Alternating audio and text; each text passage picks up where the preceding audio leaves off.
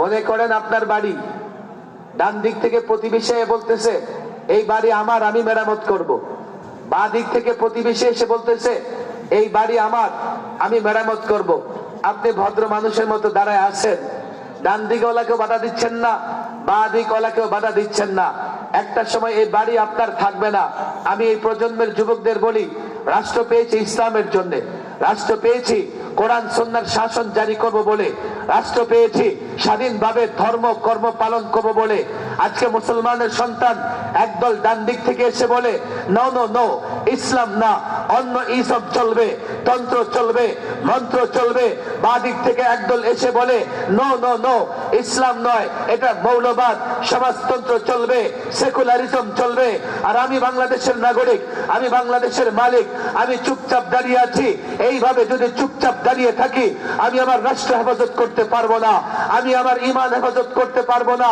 এজন্যই তো জেনজি, এই প্রজন্মের ছাত্র যুবকদের বলি, রাষ্ট্র তোমার, মালিকানা তোমার, রাষ্ট্র পেয়েছো ইসলামের জন্য।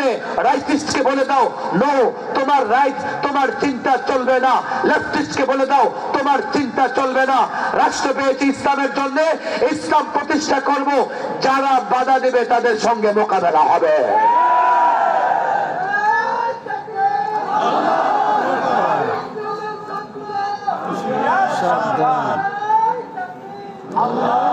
আমি এই জন্য এই প্রজন্মের যুবকদের জাগ্রত করতে চাই।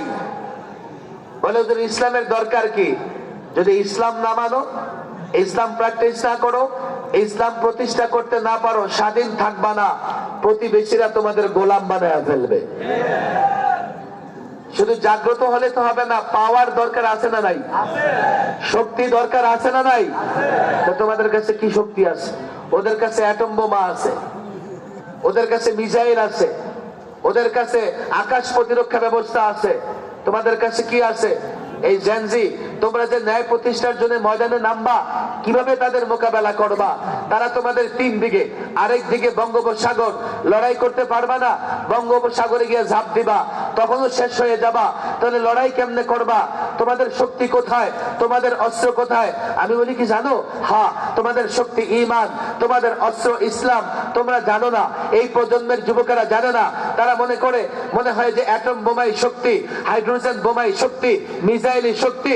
No, never. প্রকৃত শক্তি হচ্ছে ইসলাম। তুমি ইতিহাস পড়ো, ১৫০০ বছর আগে বদরের প্রান্তরে ৩১৩ জন দাঁড়িয়ে গেছে, সশস্ত্র অত্যাধুনিক অস্ত্রে শস্ত্রে সজ্জিত, কাফের মোকাবেলা করতে পারে নাই।